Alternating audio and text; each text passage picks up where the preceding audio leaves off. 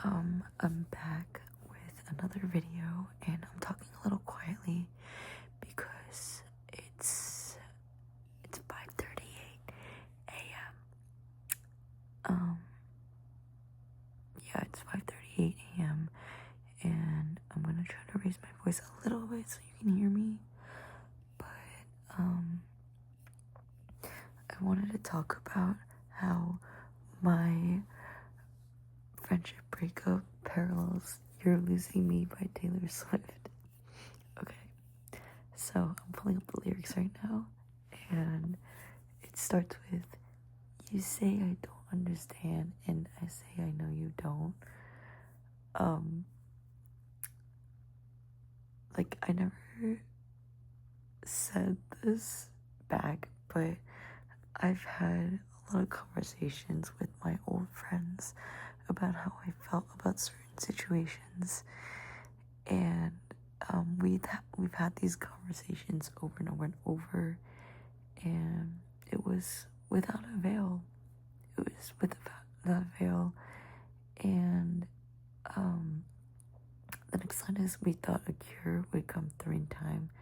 Now I fear it won't." And this parallels when one of my friends in my friend group, my old friend group, I was talking with him about how I felt like this group was just not what it used to be.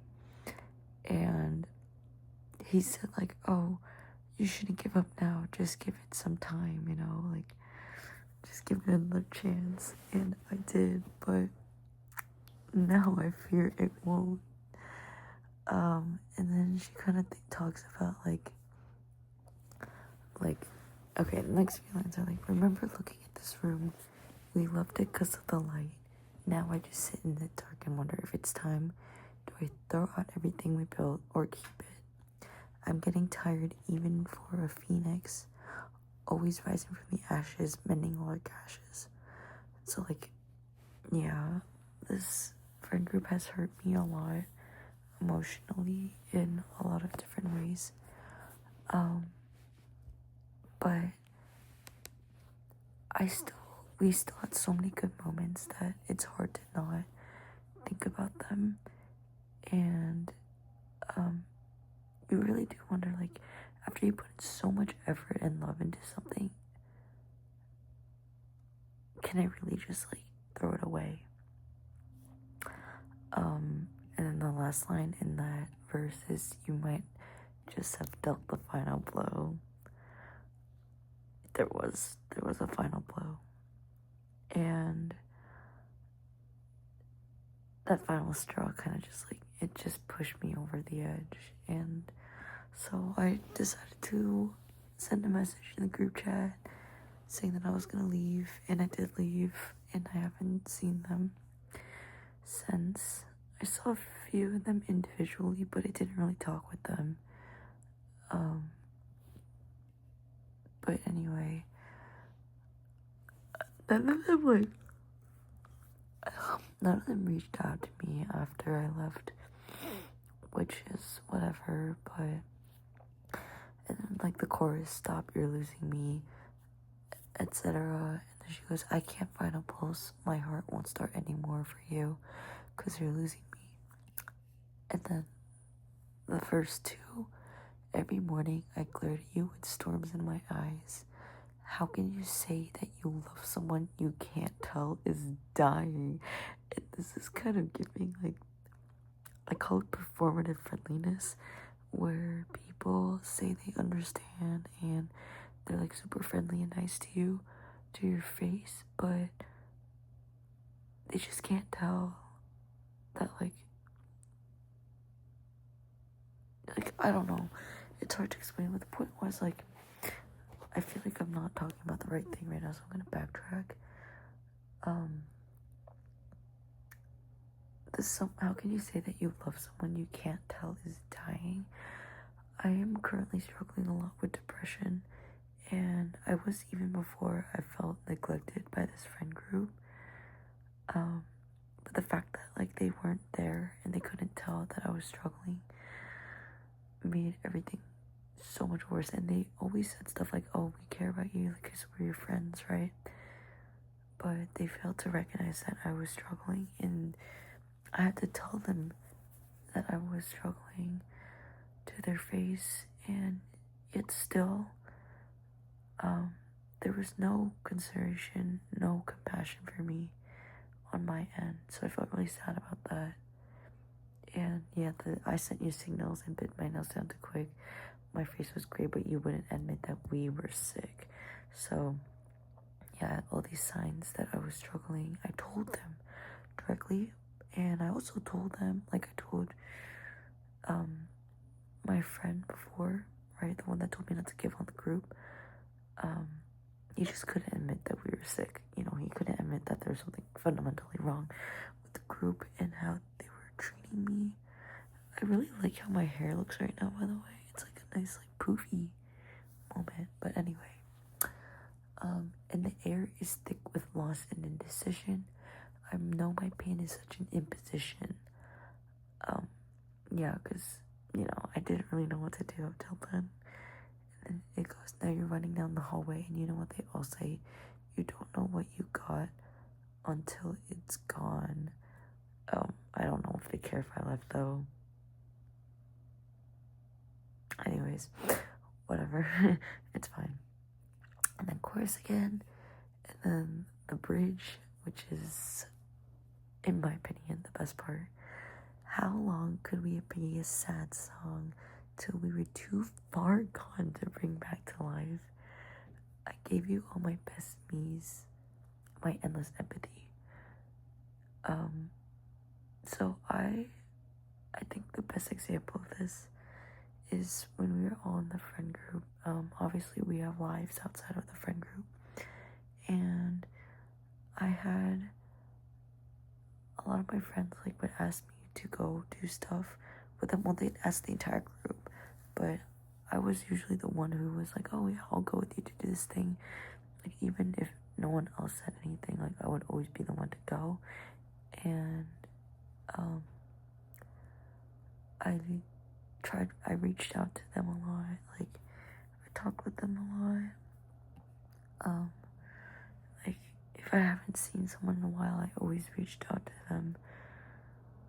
And yeah, but next line, all I did was bleed as I tried to be the bravest soldier, fighting in only your army. Front lines, don't you ignore me.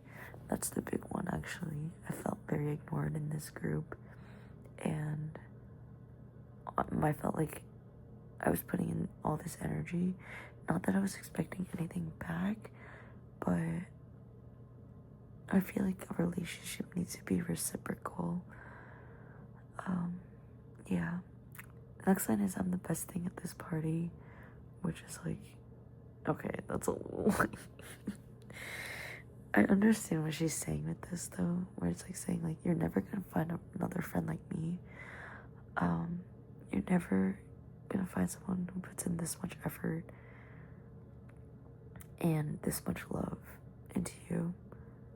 And I still care so much about them, which kind of sucks, but whatever. And,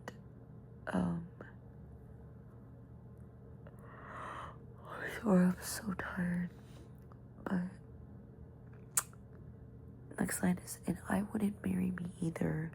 A pathological people pleaser who only wanted you to see her. Okay, this is like the only part that Loki does not apply to me, because like, obviously my friends did not want to marry me. But I am like a pathological people pleaser, and I wanted I wanted them to see me.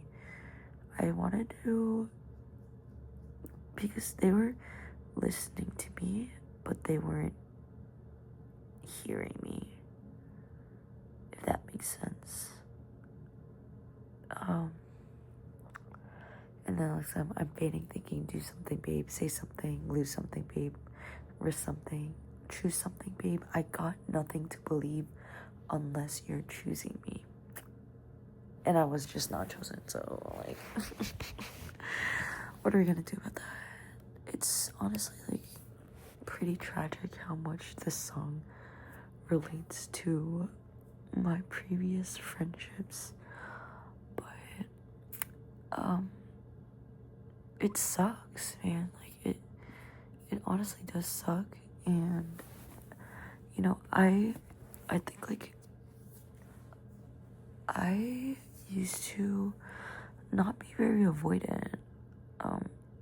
I would say I had a pretty secure attachment style, maybe a little anxious, but not avoidant. But now I'm scared that if I really open up in the way that I opened up to my old friends, and if I was vulnerable with how I felt and like my fears, especially my fears about being, you know, neglected, then I'm scared that if I open up like that again, it's just not like people aren't gonna listen. And regardless of the fact that I opened up to this level, people are just gonna brush it aside, just like how these people did it. And because like I told them that I felt like I told them I was scared of being alone. I told them like I told them about like a lot of stuff that happened with my old friends before them, or like a sort of similar situation happened. And you know, I talked to them about communication and consideration and just being a good friend. And honestly, they just did not deliver.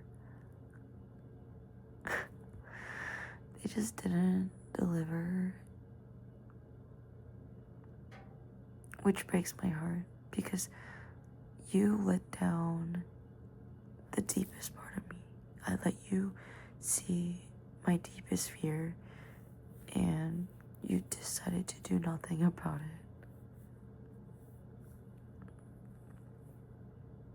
And yeah, that just kind of sucks, you know. And I don't really want to open up to people anymore because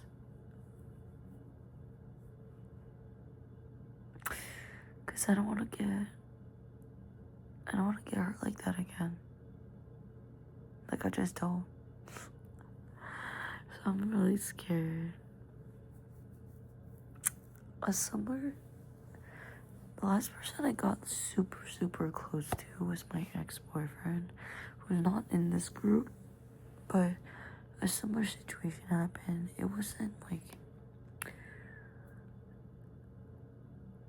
like it was a more concrete fear, or not fear, but more concrete part of myself that's still a very vulnerable part of me, and it's that I'm asexual. And I told him this. I didn't tell him directly, like, to be fair, that I was asexual, but I did say like, oh, I'm not looking to have sex, like I'm not looking to hook up, like, or fuck or anything. Like, I'm really not looking to do that. And he kept pushing for it anyway, and that was like a complete violation of my trust and my privacy, and I just felt really emotionally unsafe because of that. And so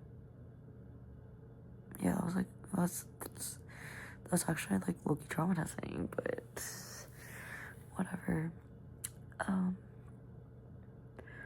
So yeah, I guess I'm just scared of letting people in and seeing me and then getting disappointed or let down or something like that.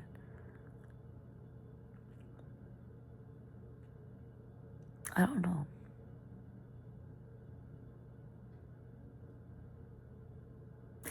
Yeah. I feel like I sound kind of selfish for saying all this, cause you know it's not um it's not like I don't let people down either. Like, I've had my fair share of being a bad person, but I still feel sad, you know, and I feel like I try to be a good friend. I really, I really do try to be a good friend. Yeah. I need a pee so bad, so I'm ending this video, but that's that. Good night.